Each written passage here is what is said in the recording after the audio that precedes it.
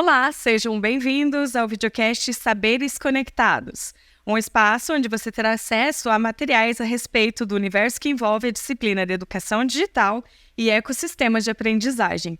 Eu sou a Andressa Hickley e, junto à professora Maria Aparecida Crissi Knippel, conversaremos um pouquinho sobre os cenários e contextos da sociedade contemporânea, da tecnologia, da educação e de como tudo isso caminha de mãos dadas. Olá, professora! Começa então contando pra gente quem é você nessa sociedade conectada para além das redes. Olá, Andressa. Como você colocou, sou a professora Cida, como todos me conhecem, professora há 44 anos. E eu acho que isso já me define, né? Uma professora que está aí há muito tempo e que gosta muito de aprender. E as redes, para mim, são uma forma grande de aprender, de pesquisar, de estar cada vez mais perto das pessoas. Então, hoje estou em várias redes de pesquisas, em várias redes de trabalho mesmo, e cada vez que você entra numa rede, você vai aumentando essa rede, né? Uma pessoa que usa com muito cuidado as redes sociais também, eu acho que você tem que usar, mas com muita cautela, né? Eu acho que a gente tem que evitar essas questões muito mais polêmicas, né, dentro das redes sociais. E fora as redes, sou uma pessoa muito simples, que gosta muito de ficar em casa, de estar perto da família, dos amigos. Eu acho que me considero assim uma pessoa que, a partir do trabalho que venho desenvolvendo há mais de 20 anos, com educação à distância e com educação digital, a necessidade sempre presente de estar nas redes, e eu gosto disso também. E falando em rede, eu acho que dentro da temática do nosso encontro hoje, eu acho que a gente tem que trabalhar um pouquinho com essa questão de viver em rede, né? E eu gosto muito do pensamento de Michel Serres, que faleceu em 2019, é um filósofo francês, que tem uma contribuição extremamente rica, né? E uma das questões que ele coloca sobre a informação, ele diz assim que, eu não vou lembrar bem do texto, mas os fragmentos do texto, quando ele diz assim, que não tem bactéria, nem fungo, nem cegonha, não tem nenhum ser vivo que não transmite, não transforma, não prolifera informações. Da mesma forma, ele vai dizer que pedra, rocha, tudo isso emite informação, traz essas informações, transforma essas informações, compartilha essas informações. E os seres humanos também, indivíduos, né? Família, os espaços onde convivemos, ele informa, transmite informações. Então, é um texto mais ou menos assim. Peço desculpas porque não é bem esse o texto, né? Mas a ideia é essa. E isso é interessante para a gente perceber. Esses dias eu estava pensando em relação a isso, né? Vendo um trabalho de pesquisa de uma pessoa que estava pesquisando com aranhas e teias de aranhas na cidade de São Paulo, e como isso nos dá informação sobre a poluição do estado de São Paulo. Ao mesmo tempo que a gente vê, né, uma tragédia que aconteceu semana passada no Paraná, né, daquele avião, se não fosse um relógio, você não teria, né, tido condições de localizar aquela aeronave. Então, tudo transmite informação, né? Então, não tem como dizer que é na rede, não. Ainda mais com a digitalização que a gente vive. Então, é muito difícil que você não saiba como isso acontece. E isso, para mim, traz essa ideia de eu habitar em rede. Eu acho que o habitar em rede, né, Floridi, em 2014, Luciano Floridi, um outro filósofo da economia da informação, ele vai publicar um manifesto com alguns colegas em 2015, dizendo assim, o manifesto se chama o Manifesto on Life, ou seja, para a vida. E ele vai dizer para a gente o que é ser humano numa era hiperconectada, numa era da sociedade em rede. Castells nos fala sobre isso também. E ele vai dizer o que é ser humano. E nesse propósito, ele nos diz assim que talvez a nossa geração, a minha geração, uma geração posterior à minha, será a que ainda faz essa distinção entre o online e o offline. Mas que nessa era hiperconectada, a gente vive essas relações em rede entre os agentes humanos e não humanos, as pessoas, né? Os objetos, a internet de todas as coisas, a inteligência artificial, e a gente vive esse habitar em rede. Então não tem como você não ter uma relação com as redes, com as tecnologias, com a rede de computadores, porque isso faz parte do nosso habitat, né? Habitar em rede, habitar, ter essa questão, e claro, com uma consciência, né, ética de todo esse uso que a gente faz do que se prolifera aí nas redes. E aí até a própria ideia da palavra informação também nos dá um gancho interessante para a gente pensar como é um processo também de formação para dentro, né? Se a gente fosse fazer um híbrido da palavra informação, né? Do inglês dentro, e formação, né? No português, buscar esse aprimoramento constante, né? E aí a ideia de próprio ecossistema vem muito ao encontro disso, né? De como, quando a gente pensa essa sociedade multiconectada, hiperconectada, que o tempo todo está ali produzindo informação, consumindo informação, isso vai sendo propagado, né? A gente não faz nada para ficar só para a gente, a não ser que seja um processo de autoconhecimento daí nesse caso, né? Verdade, eu acho que, né, pegando um gancho novamente com o Floride, ele vai comentar realmente isso, essa questão, né, da informação. Eu penso assim que essa sociedade hiperconectada, ela nos traz muitas informações, né? E essas informações, elas precisam, e aí o papel do professor é fantástico, claro, de outros atores sociais, mas como a gente fala em educação, o papel do professor é fantástico para trabalhar essas informações com os estudantes, numa busca de uma sociedade mais igualitária, uma sociedade que respeite a diversidade, uma sociedade que pense também os nossos problemas econômicos, culturais, sociais, num universo tão grande de informações, né? Eu li esses dias, por exemplo, que quando o homem foi à Lua, né, ou vamos dizer, a questão dos dados que ele trouxe é muito, muito menor do que hoje os dados que a gente tem dentro de um celular. Então, as informações, elas circulam, e elas sempre circularam. Mas agora, né, desde que o mundo é mundo, sempre as informações circularam. De um jeito ou de outro, elas circularam, né? E com, vamos dizer, as possibilidades que a gente tem hoje, né, dessa sociedade realmente em rede e de informação, né? Que o Castells também colocava isso muito bem, já em 1990, a gente vê que isso é realmente aí muito, muito possível, né?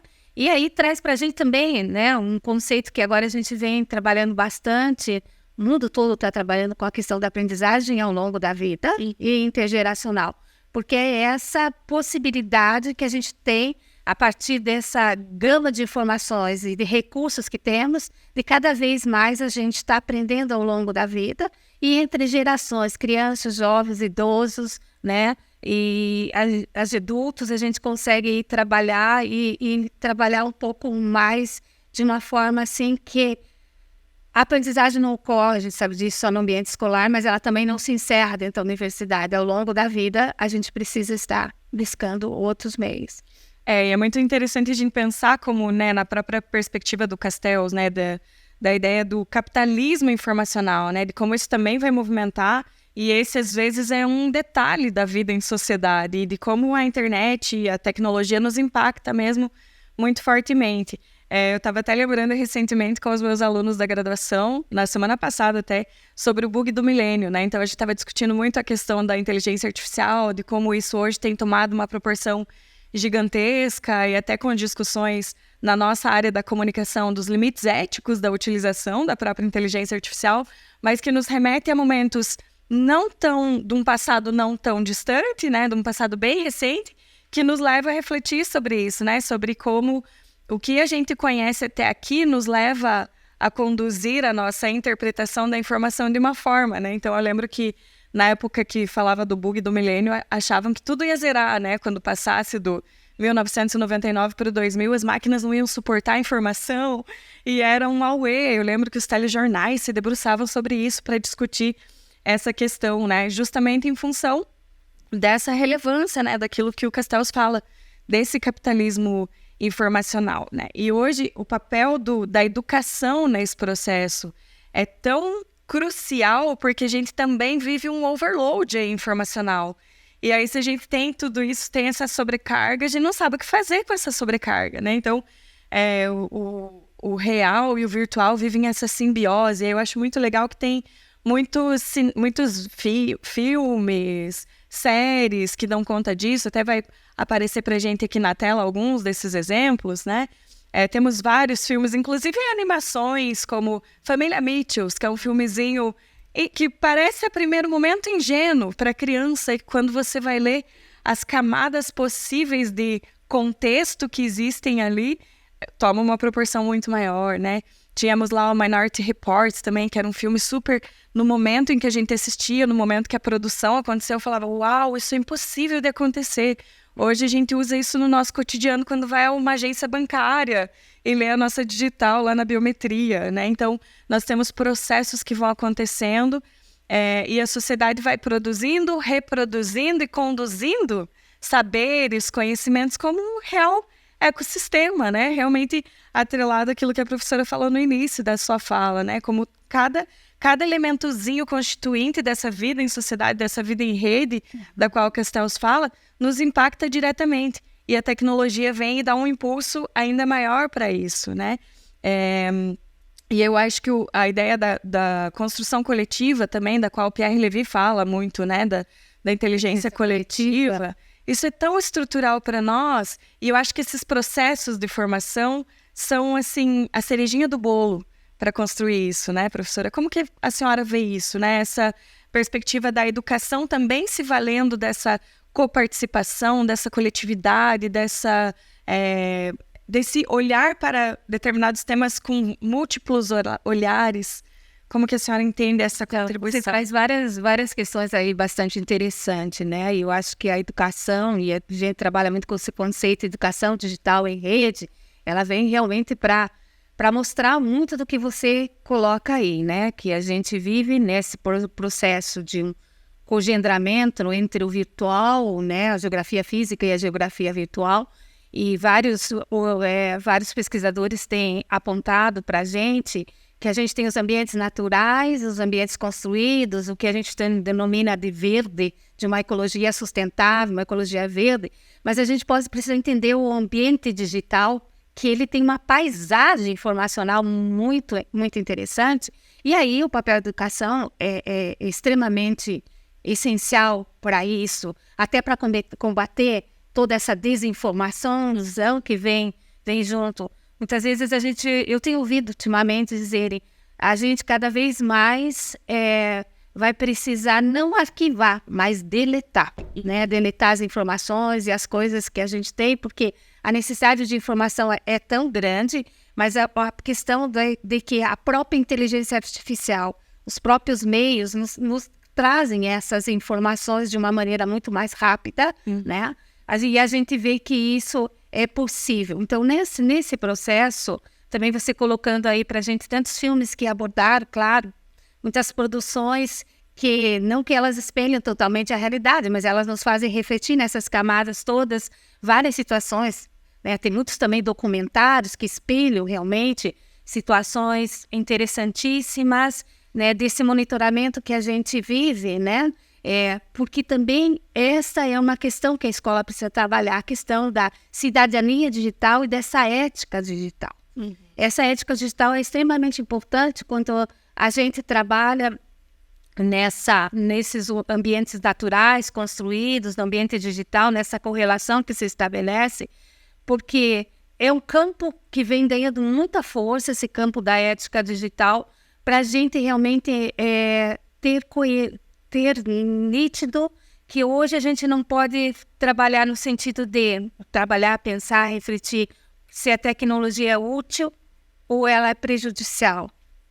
Essa é uma seara que a gente precisa navegar de uma forma, com bom senso, com ética, porque ela está posta, como você disse, né? Ela tá posta. Como fazer dela um ambiente. É verdade. Nesse ecossistema todo que vivemos, e aí vem o ecossistema educacional, que tem esse papel de olhar para além da sala de aula, né? Sala de aula como um fator extremamente importante, um fator de encontro, mas para além da sala de aula, os espaços que temos, né? Presenciais e virtuais também, que nos ajudam a perceber esse universo que estamos, essa realidade que estamos. Semana passada a gente trabalhou num evento que se chamava O Futuro do Presente e o Futuro da Educação. E a gente pensa, mas o futuro já é agora. Esse futuro do presente já está aqui. Então, como faremos para cada vez mais, dentro da educação, articularmos esses processos de uma forma que a gente crie um ecossistema educacional em que tenhamos aí um papel muito grande das instituições escolares, não só em cursos formais, mas informais, não formais, outros modelos de curso. A gente tem aí o papel muito grande do professor como o arquiteto, o designer desse desenho, vamos chamar assim, que se estrutura a partir do virtual e do presencial num processo híbrido. A gente tem o papel dos estudantes como coprodutores ativos nesse processo. Nós temos os recursos, vamos chamar assim, didáticos que podemos usar, quer das tecnologias analógicas, quer das tecnologias digitais. A gente tem a sociedade como um todo, a gente tem os pais, e esse ecossistema vai se cogendrando e nos ajuda a perceber a educação numa perspectiva mais ampla. E eu acho que uma coisa que é bastante interessante a gente pensar nessas discussões todas é pensar como essa relação sempre vai ser uma relação de complementaridade, né? De a gente pensar como o digital, o tecnológico, ele nunca vai se sobrepor ao elemento humano, né? Porque existe muito receio, muitas vezes, né, na nossa área da comunicação, por exemplo, existe muito receio de seremos engolidos pela inteligência artificial, né? Eu falo, não, vocês não vão competir com a inteligência artificial, vocês vão competir com profissionais que usam a inteligência artificial. E aí, para isso, você vai precisar entender como ela funciona, entender de que forma você pode usar ela também a teu favor, para facilitar processos. E aí, eu acho que essa ideia de ecossistema e uma ideia de ecossistema cada vez mais fluido, né? Cada vez mais integrador desses processos, desses agentes participantes desse processo como um todo, também vem muito ao encontro disso.